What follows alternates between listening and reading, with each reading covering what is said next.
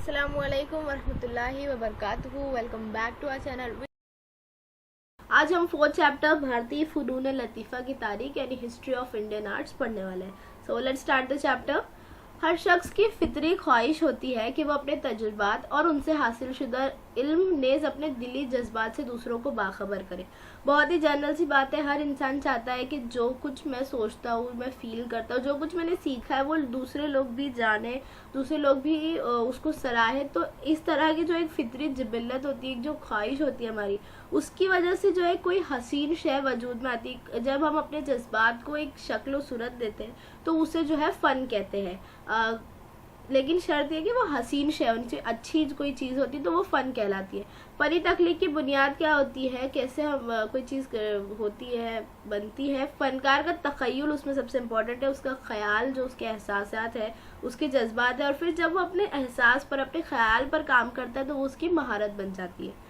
फ़नून की दो किस्में होती है, एक होता है बसरी फ़नून यानी विजुअल आर्ट्स, और दूसरा होता है फ़नून लतीफ़ा यानी परफॉर्मिंग आर्ट्स। विजुअल आर्ट्स जिसमें हम बसरी यानी बसारत होता है, देख सकते हैं, और दूसरा होता है परफॉर्मिंग आर्ट्स। बसरी फ़नून का आगाज़ जो है माक़बल तारीख़ अहद से ही हो गया था, यानी पत्थर के ज़माने से ही चला रहा है, जिसका सबूत है गारों में जो मुख्तलिफ संग तराशी के खुंदा किए हुए नमूने हैं, फ़नी नमूने हैं, जो इस बात का सबूत देते हैं कि पत्थर के ज़माने से जो है बसरी फ़नून का आगाज़ हुआ है।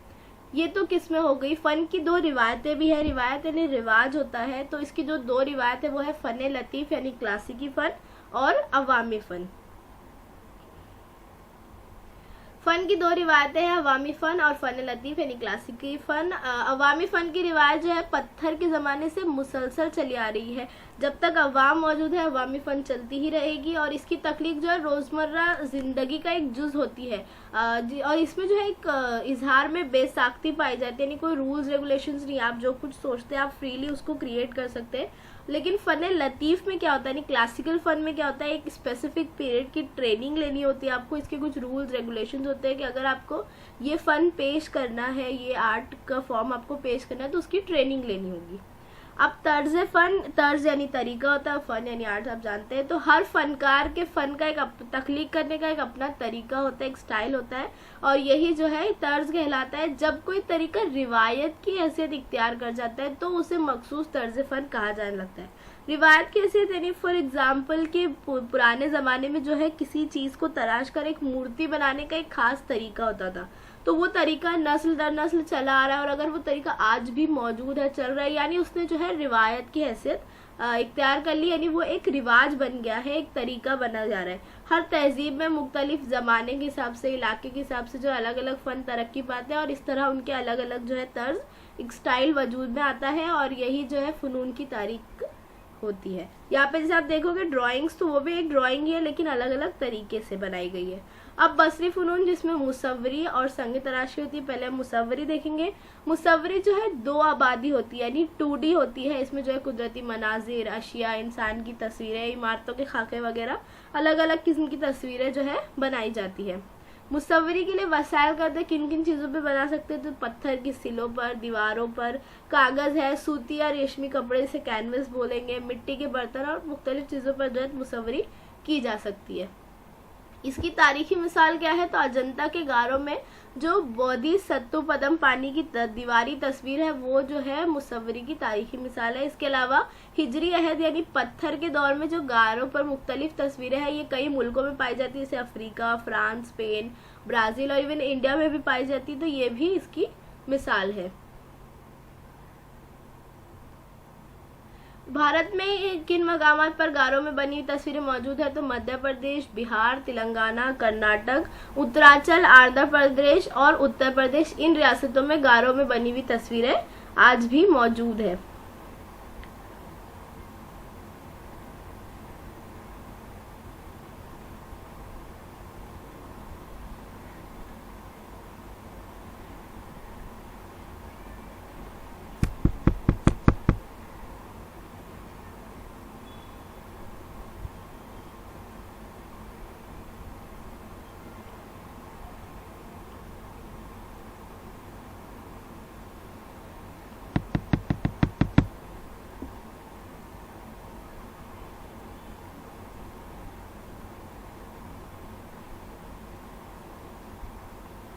इसकी जो है एक आलमी मिसाल है भीमबेटका का जो गार है मध्य प्रदेश के। इन गारों में जो ये तस्वीरें हैं ये आलमी तहजीबी विरसे में भी शामिल की गई है, आप यहाँ पर तस्वीरों में देख सकते हैं।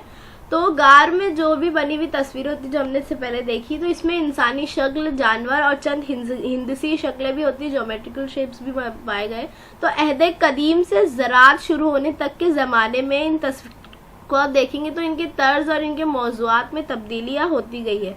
जैसे जैसे वो लोग नए जानवर देखते थे तो उसकी शक्ल बनाते थे, नए नाबातात देखते थे तो वो बनाते थे, नए इंसानी शक्लों के खाके भी बनाने लगे और उनके रंगों के इस्तेमाल में भी फ़र्क, यानी उन्होंने अपने मतलब जो उनको अपने आसपास दिखता था, मिलता था, उससे वो लोग बनाते थे, वही चीज़ें बनाते थे। और उसमें जो है कलर भी किया जाता था। कलर कैसे कुदरती मादों से बनते थे, जैसे काले, लाल, सफ़ेद रंग का इस्तेमाल किया जाता था। तो इन तस्वीरों से क्या अंदाज़ा लगा सकते हैं कि उस ज़माने के लोग जो है अपने इतराफ़ का जो इल्म है, उनके आसपास जो भी माहौल है, नेचर से उनको जो कुछ मिलता है उसका इस्तेमाल करके उन्होंने जो है अपनी तकनीक को आगे बढ़ाया है। उन्हीं चीज़ों के इस्तेमाल से जो है वो अपने जज्बात को जाहिर करते थे। अवामी फ़न मुसव्वरी की रिवायत जो है गारों की तस्वीरों की रिवायत से अपने रिश्ते को भी बयान करती है। आप मुख्तलिफ जगह की गारों को देखेंगे, राजा महाराजाओं का भी एक वहाँ पे एक समाज और सरदार का जो तरीका था वो तस्लीम किया जाता था। तो ये ऐसे अलग अलग चीज़ें आपको वहाँ देखने मिलेगी। इसके अलावा अवामी फ़न मुसव्वरी क्या है, घरों में जब शादी ब्याह त्यौहार होता है उसके मौके पर हम दीवारों पर तस्वीरें बनाते हैं, रंगोली बनाते हैं और तस्वीरों के जरिए जो पुरानी कहानियां बयान की जाती है जिसे चित्रकथा कहते हैं। तो ये सब कुछ जो है अवामी फ़न की रिवायत में तस्वीर कशी के मुख्तलिफ तरीके हैं। अब क्या आप जानते हैं महाराष्ट्र में वारली तस्वीरों की रिवायत और पिंगुल या चित्रकथी की रिवायत अवामी फ़न मुसव्वरी की नादिर मिसाल है। ये जो अवामी फ़न मुसव्वरी की एक मिसाल है जिसे वारली तस्वीरों की रिवायत या पिंगुल या चित्रकथी भी कहते हैं। इसमें कहानी तस्वीरों के जरिए कहानियां बयान की जाती। तो हमारे ज़िला थाने में, डिस्ट्रिक्ट थाने में वारली फ़न मुसव्वरी को मकबूल बनाने में, यानी इसको फेमस करने में जो है एक शख्स है जोया सोम्यांशे, जिन्होंने बहुत ही ज़्यादा फेमस है इस चीज़ के लिए ये, और इन्हें मुल्की और गैर मुल्की कई इनामात हासिल हो सके। 2011 में इन्हें पद्मश्री का भी खिताब मिला था। इसके अलावा ये जान लीजिए 12वीं सदी ईस्वी में चालुक्य राजा सोमेश्वर की एक किताब थी, इसे मानसोलस या अभिलिषि तारत चिंतामणि है नाम उस किताब का। इसमें चित्रकथी रिवायत का जिक्र मिलता है। चित्रकथी क्या होता है, मुख्तलिफ कठपुतलियों और तस्वीरों की मदद से जो है कहानी बयान की जाती है, तो उसे चित्रकथा या चित्रकथी कहते हैं। इसे कोकन के कुडाल के करीब पिंगुली गांव का एक कबीला है, ठाकुर आदिवासी समाज है, जिसने इसे महफूज कर रखा है। और इसकी जो है इस रिवायत में तस्वीर कागज पर बनाई जाती है, उनमें कुदरती रंग भरे जाते हैं और एक कहानी को बयान करने के लिए उमूमन 30 से 50 तस्वीर का इस्तेमाल किया जाता है। तो ये जो है नस्ल दर नस्ल चली आ रही जो चित्रकथा की रिवायत है, इसे इस खानदान ने संभाल कर रखा है और जो ये रिवायत है मिटती जा रही है। आजकल ऐसी चीज़ें कहाँ सच में देखने मिलती है, तो इसके लिए हुकूमत और फनकार काम कर रहे हैं। अब लतीफ़ फ़न मुसव्वरी, हमने अवामी फ़न मुसव्वरी देख लिया। अब जो है क्लासिकल फ़न मुसव्वरी, तो कदीम भारतीय अदब में मुख्तलिफ फ़नून के बारे में तमाम पहलू से गौर किया गया और इसमें कुल 64 फ़नून का जिक्र आता है। आप इंटरनेट पर देख सकते हैं। इसमें जो है फ़न मुसव्वरी है, इसे आलेख्यम या आलेख्या विद्या कहते हैं, इसे इल्म खाका निगारी भी बोलते हैं। इसके 6 अहम पहलू है। वर्णिका भंग यानी रंगों का एहतमाम, तनासुब यानी मुतनासिब साख्त और पैमाइश के हिसाब से बनी होनी चाहिए ड्राइंग, रूप भेद यानी उसमें मुख्तलिफ शक्लें होनी चाहिए, हुस्न एहसास है उसने यानी एक फीलिंग आनी चाहिए तस्वीर को देखकर, जज्बात चेहरे से जो है तासुरात का इजहार होना चाहिए, इस तरह आपको ड्राइंग बनानी है, और मुशाबहत यानी हकीकत से करीब तस्वीर होनी चाहिए। तो मुख्तलिफ मजहबी जमातों की मुकद्दस किताबों में, पुरानों और फ़न तामीरात की किताबों में मंदिर की तामीर के ज़मन में तस्वीर कशी और संग तराशी का जिक्र जो है पाया जाता है। अब मखतूतात में मुसग्गर तस्वीर, मुसग्गर यानी छोटी होता है, तो कलमी मसौदों में छोटी रिसामत की तस्वीरों पर ईरानी तर्ज का असर दिखाई देता है। आप यहाँ पर शक्लों में भी देख सकते हैं। तो जुनूब में मुस्लिम हुकूमत की जेर सरपरस्ती में दक्कनी तर्ज की मुसग्गर तस्वीरें बनाई जाने लगी और फिर मुगल शहंशाह अकबर के दौर में ईरानी और भारतीय ड्राइंग्स के जो तरीके होते थे उनको मिलाकर मुगल तर्ज की मुसग्गर तस्वीर कशी का आगाज हुआ, जिसमें छोटी छोटी तस्वीरें होती थी और बहुत बारीक काम किया जाता था इसमें। इसकी मिसालें आप देख सकते हैं। उसके बाद आया यूरोपीय तर्ज मुसव्वरी। जब भारत में ब्रिटिश आए तो उन्होंने अपना कल्चर लेकर आया, जिसे अपनाया भी गया। तो बरतानवी दौर हुकूमत में भारतीय तर्ज मुसव्वरी पर मगरिबी तर्ज मुसव्वरी का असर दिखाई देने लगा। अब यहाँ पर जो है एक इदारा कायम किया गया था, मदरसा फन यानी स्कूल ऑफ आर्ट्स। कहाँ कायम किया गया था? पूना के शनिवारवाड़ा इलाके में कायम किया गया था, जो सवाई माधोराव पेशवा जो गुजरे हैं उनके अहद में ये इदारा कायम हुआ था। और इसे किसने कायम कराया था? स्कॉटलैंड से ताल्लुक रखने वाले एक आर्टिस्ट थे, जेम्स वेल्स। उन्होंने इसकी क़यादत की और यहाँ पर जो है उन्होंने सवाई माधोराव और नाना फडणवीस की एक तस्वीर बनाई, जो काफ़ी अहमियत की हामिल है ये तस्वीर। तो ये स्कूल ऑफ आर्ट्स था। जेम्स वेल्स के साथ काम करने वाले एक मराठा मुसव्वर गुजरे हैं, पेंटर आर्टिस्ट गुजरे हैं, गंगाराम तांबट। इन्होंने जो है एलोरा और कार्ला के गारों में तस्वीरें बनाई और ये जो तस्वीरें ये अमेरिका के येल यूनिवर्सिटी के Yale center of British arts में भी महफूज है। अशिया की हूबहू तस्वीर कशी यानी मगरिबी तर्ज मुसव्वरी से चला रहा है, यानी मॉडल को सामने रखकर डिट्टो सेम बनाया जाता था। और मुंबई में 1857 में कायम करदा जे school of art and industry, जो हम सब जानते हैं जे स्कूल ऑफ आर्ट्स, ये जो है मगरिबी तर्ज मुसव्वरी की तरबियत देने वाला एक आर्ट स्कूल था। और इससे कई नामी ग्रामी मुसव्वर पढ़ के निकले, जिसमें एक है पेस्टन जी बोमन जी, जिन्होंने अजंता के गारों की तस्वीर का मॉडल बनाया। आप यहाँ तस्वीर में देख सकते हैं। अब ये तो हो गया मुसव्वरी। आप देखेंगे फन संग तराशी। ये जो है एक सह आबादी यानी 3D फन है। किस में संग तराशी दिखाई दे तो मूर्तियों को तराशा जाता है, मुनक्किश बर्तन होते हैं, मुनक्किश अशिया है और मुजस्समे होते हैं। पत्थर की सिले तराशी जाती है, उन्हें खुंदा करके जो है उसे शक्ल दी जाती है। अब इसके लिए दर्जन अशिया का इस्तेमाल होता है। पत्थर को तराशा जाता है, धात है और मिट्टी जो है अलग अलग किस्म की, इनको तराश कर बनाया जाता है। एलोरा का कैलाश गार जो है वो पत्थर की सालिम सिल से तराशा हुआ बेनजीर मुजस्समा है। आप यहाँ तस्वीर में भी देख सकते हैं। पूरे वर्ल्ड फेमस मिसाल है ये एलोरा के गार की, जो एक ही सालिम अक्खे पत्थर से तराशा गया इसको। इसके अलावा सारनाथ में जो अशोक की लाट है उसके ऊपरी हिस्से में जो 4 शेरों का मुजस्समा है, जो भारत का कौमी निशान है, ये भी इसकी एक अहम मिसाल है। अब है अवामी फन संग तराशी। जिस तरह मुसव्वरी में अवामी फन था, उसी तरह जो है संग तराशी भी जो है हिजरी अहद पत्थर के अहद से पाया जा रहा है। और जो पत्थर के औजार बनाने का आगाज हुआ था, वहीं से संग तराशी का आगाज हुआ था, क्योंकि लोग पत्थरों को तराश कर बनाते थे औजार। भारत में मजहबी मौक़ों पर मिट्टी की मूर्तियां बनाकर उनकी पूजा करने और उन्हें नजराना पेश करने का जो रिवाज है वो हड़प्पा तहजीब के जमाने से चला आ रहा है। और यह आज भी जो है बंगाल, बिहार, गुजरात, राजस्थान जैसी कई रियासतों में पाया जाता है। अब फन संग तराशी की अवामी रिवायत, जो अवाम किस तरह संग तराशी करती थी उसकी रिवायत के गवाह यानी सबूत है। गौरी के मुखौटे, संगी यादगारें थी, गणेश की मूर्तियाँ, मिट्टी के बैल और लकड़ी के मुखौटों का खंबा और कोठरियाँ। जिससे सबसे पहले महाराष्ट्र में बनाई जाने वाली गणेश की मूर्तियाँ, जिसे तराश कर बनाया जाता था। फिर पोला त्योहार के लिए मिट्टी के बैल बनाए जाते थे, गौरी देवी के मुखौटे बनाए जाते थे। और फिर संगी यादगारें यानी पत्थरों पर अपने आबा अजदाद का नाम और उनकी जन्म और वफात की तारीख वगैरह लिखी जाती थी। आबा अजदाद की याद में कायम की जाने लकड़ी के मुखौटों का खंबा, पिलर्स बनाया जाता था जिसमें आबा अजदाद के कारनामों को बयान किया जाता था। और आदिवासी घर के अनाज रखने की कोठरी, जिसमें अनाज रखकर उन लोग को ही ऊंचे मकाम पर रख देते थे इसे। अब क्लासिकी फन संग तराशी तो हड़प्पा तहजीब की मोहरे, पत्थर और कांसे के मुजस्समे सब 5000 साल या उससे ज्यादा कदीम भारतीय मुजस्समा साजी की रिवायत के गवाह है, जो हमें हड़प्पा और मोहनजोदाड़ो की खुदाई के दौरान हासिल हुए थे। ऐसा समझा जाता है कि मौर्य सम्राट अशोक के अहद में पत्थर के सुतूनों को तराश कर सही मानों में संगी मुजस्समा तैयार करने का आगाज हुआ। यहाँ आप उसकी एग्जाम्पल्स देख सकते हैं, बहुत ही बारीकी से इसे तराशा जाता था। तो यहाँ पर से जो समझा जाता है कि सही संग तराशी का आगाज हुआ है। मध्य प्रदेश में सांची और भारौत का स्तूप जो है वो पहली बार अशोक के ज़माने में तामीर किया गया था। और ऐसा कहा जाता है कि 2री सदी कब्ल मसीह में इसके किए जाने का कयास लगाया जाता है। और बहुत ही बारीक और बहुत खूबसूरत काम है इस पर। बुद्ध मजहब जो है भारत के बाहर तक फैला हुआ है, जो आप मैप में भी देख सकते हैं यहाँ पर। तो उस वजह से इन मुल्कों में भी स्तूप तामीर करने का रिवायत का आगाज और अलग अलग मुल्कों में स्तूप कायम हुए। जिसकी तस्वीरें आप देख सकते हैं। इनमें जो है सबसे बड़ा इंडोनेशिया का बोरोबदोर के मकाम पर कायम करदा स्तूप है, जो दुनिया का सबसे बड़ा स्तूप है।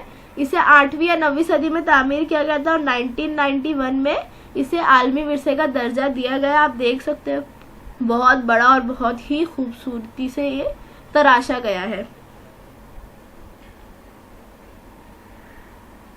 अब भारतीय इल्मे मुजस्समा साजी। तो अफगानिस्तान और उसके आसपास के इलाकों में जो है 2री सदी कबले मसीह में फन संग तराशी का एक तर्ज वजूद में, एक तरीका वजूद में है जिसे कंधार या गंधार कहते हैं, और इस पर ईरानी और यूनानी असरात दिखाए जाते हैं। आप यहाँ मूर्तियों के पहनावे से और स्टाइल से भी समझ सकते हैं, इस पे ईरानी और यूनानी असरात नजर आते थे। फिर 1ली से 3री सदी ईस्वी यानी कुशान के अहद में जो है मकामी तर्ज फन यानी जो वहाँ का लोकल तरीका था और कंधार तर्ज जो था, इन दोनों से मिलकर एक नया तरीका वजूद में है जिसे मथुरा तर्ज कहते हैं, और यही से जो है भारतीय इल्म मुजस्समा साजी की बुनियाद डाली गई। फिर देवी देवताओं की तस्वीरें इस्तेमाल करने का ख्याल भी पहली बार कुशान सिक्कों पर दिखाया जाता है, जहाँ पर सिक्कों पर अलग अलग देवी देवताओं की तस्वीरों को जो है नक्श किया जाता था। फिर गुप्त दौर में हुकूमत में भारतीय इल्म मुजस्समा साजी के उसूल बनाए गए कि इस तरह ये रूल्स और रेगुलेशन से जो है मुजस्समा साजी करनी है। और 9वीं सदी से 13वीं सदी के दरमियान जब चौल राजाओं का दौर था, तब जनूबी भारत में कांसे की मूर्तियां बनाई गई जिसमें नटराज, शिव पार्वती, लक्ष्मी और विष्णु जैसे देवी देवताओं की मूर्तियां बनाई गई थी।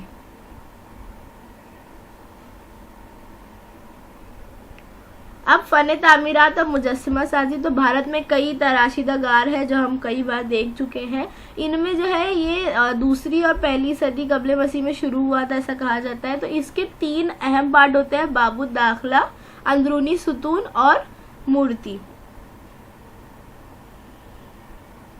इस तरह जो है 3 अलग अलग पार्ट में डिवाइड किया जाता है। जैसे बाबू दाखला यानी एंट्रेंस होता है जिसे कहते हैं, उसको भी जो है बहुत ही ग्रैंड लेवल पे बारीकी से तराशा जाता है। फिर अंदरूनी सुतून जो अंदर पिलर्स होते हैं उस पर जो अलग अलग कहानियां भी होती है, और मूर्ति जो अलग अलग देवी देवताओं या जानवरों की मूर्तियां तराशी जाती है। इसके अलावा दीवारों और छत में की गई उम्दा तस्वीर कशी के काम भी जो है कई गारों में नजर आते हैं, जो छतों पर ड्राइंग्स की जाती है। और इन सब की सबसे बड़ी मिसाल है एलोरा और अजंता के घाट, जिसे 1983 में यूनेस्को ने आलमी विरसे का दर्जा दिया था। अब भारत में मंदिरों की तामीर का आगाज 4वीं सदी ईस्वी में गुप्त अहद में हुआ। उस वक्त क्या होता था, मंदिर का उस वक्त कॉन्सेप्ट ये था कि 4 सुतून है और बीच में जो है मूर्ति रखने की जगह जिसे गाबारा भी बोलते हैं, बस यही जो है उस वक्त के मंदिर होते थे।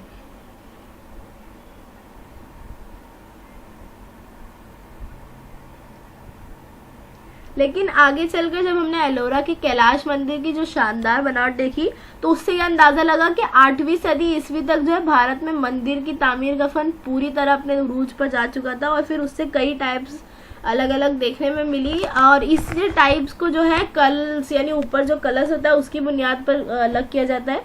नागर जो शुमाली भारत में होता है जो अहराम की शक्ल में होगा, और जनूबी भारत में द्राविड़, ये 2 तर्ज नजर आते हैं, और इन दोनों से मिलकर एक तरीका बना है जिसे वैसरा कहा जाता है। तो नागर पे आप देख सकते हैं कलश जो है ऊपर ऊपर मतलब चले जाता है, और द्राविड़ में जो है बड़े से छोटे की तरफ जाता है, और वैसर जो है दोनों से मिलकर बना हुआ है।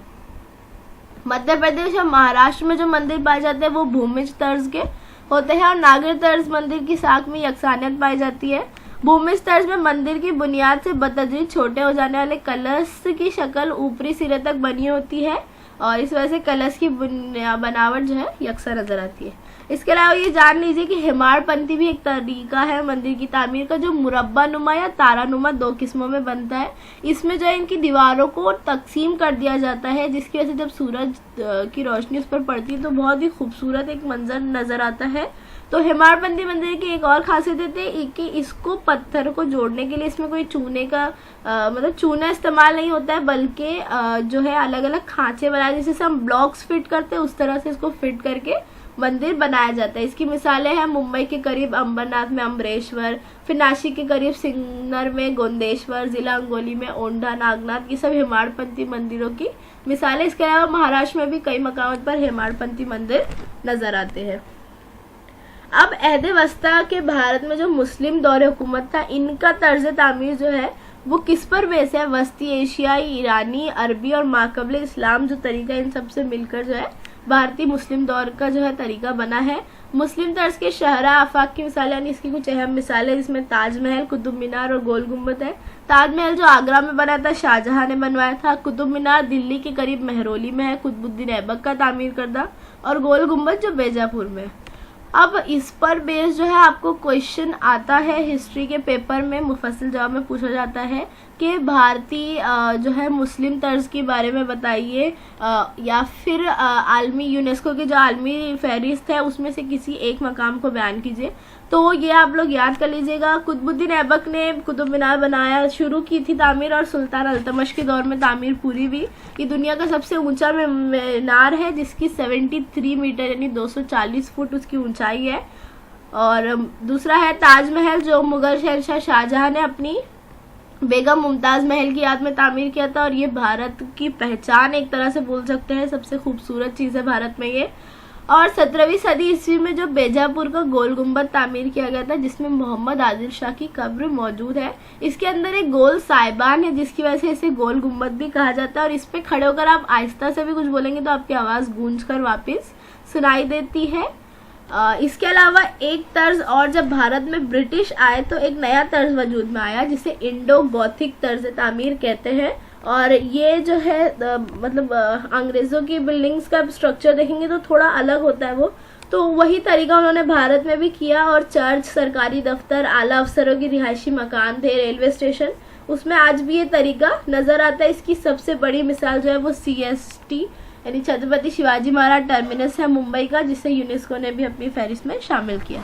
अब भारत में फ़नून लतीफ़ा की रिवायत, तो भारत के हर इलाके में जो है अवाम के अलग अलग गीत, रक्स, अवामी नाटक जो होते हैं अलग अलग होते हैं। महाराष्ट्र में भी अलग अलग किस्म के होते हैं। तो भारत की अलग अलग रियासत में जैसे तारपा नाच है, उसके अलावा कोकन में 10 अवतार जो आप आगे 6th चैप्टर में पढ़ेंगे, पुआड़े है, कीर्तन है, जागर गोंधल, ये सब अलग अलग अवामी फ़न है, कोली नाच वगैरह। अब क्लासिकी फ़नून की रिवायत है तो भरत मुनि की एक तहरीर करदा किताब थी नाट्य शास्त्र, जो सबसे कदीम किताब समझी जाती है। इसमें गाने बजाने, रक्स, नाटक के बारे में जो है तफसील से बयान किया गया है। इसके अलावा भारतीय फ़नून लतीफ़ा के 9 रस होते हैं। अगर आप क्लासिकल इंडियन आर्ट सीखेंगे, परफॉर्मिंग आर्ट्स, तो आपको पता चलेगा ये अलग अलग 9 तरह के मूड्स होते हैं, एक्सप्रेशन होते हैं। इसमें हास्य, श्रृंगार, वीर, अद्भुत, रौद्र, क्रोना, शांत, भयानक और विभत्स, जैसे आप यहाँ तस्वीर में देख सकते हैं, अलग अलग एक्सप्रेशन सिखाए जाते हैं। ये एक इंडियन क्लासिकल आर्ट्स का हिस्सा है। अब भारतीय बाशिंदे बैरूनी मुल्क के लोगों से मुसलसल राब्ते में थे, तो उनका कल्चर, अपना कल्चर वहाँ भेजना, उनका कल्चर अपनाना, इस तरह से जो है उसमें अलग अलग किस्में बनती गई। तो भारतीय क्लासिकल गायकी जो है, सिंगिंग है, उसकी 2 किस्में, एक तो कर्नाटक संगीत और एक हिंदुस्तानी संगीत। इसके अलावा क्लासिकी और नीम क्लासिकी जो है तर्ज भी बताया गया। अब जो है डांस है, तो शुमाली भारत का कथक, महाराष्ट्र का लावनी, उड़ीसा का उड़ीसी, तमिलनाडु का भरतनाट्यम, आंध्र प्रदेश की कच्चीपुड़ी और केरला का कथकली और मोहिनीअट्टम, ये जो है कई भारत के अहम रक्स है जो पेपर में पूछे जाते हैं, जोड़ियों में पूछ सकते हैं, तो आप लोग जरूर याद कर लीजिएगा। आज़ाद भारत में क्लासिकी, मौसीकी और रक्स को आम कदरदान तक पहुंचाने के लिए मुख्तलिफ किस्म के प्रोग्राम, स्टेजेस, थिएटर्स जो है अरेंज किए जाते हैं। और इसमें ना सिर्फ भारतीय बल्कि कई गैर मुल्क कदरदान भी आते हैं और इन शोज से महसूस होते हैं। इसी की एक मिसाल है, पूना में हर साल सवाई गंधर्व नाम से एक जश्न होता है, जश्न मौसीकी है, ये काफ़ी मशहूर है।